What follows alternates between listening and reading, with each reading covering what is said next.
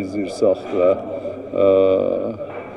و زمانی هم که کارم تو باشگاه استقلال شروع کردم، خارج از فضای به هر حال اون تیم و مسائل بازیکن و نقل انتقالات و اسپانسر و این مسائل، یه نیم نگاهی هم ما داشتیم به مسئله زیرساخت در باشگاه استقلال.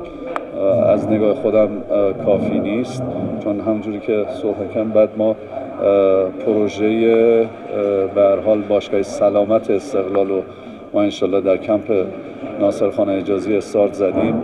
یه بخشش الان به هر حال دارن این فضای این باشگاه سلامت داره آماده میشه، یعنی الان به مدت 2-3 ماه دارن کار میکنن توی کمپ دارن تجهیز میشه. ولی همیشه این دغدغه داشتن یه استادیوم اختصاصی با من بود.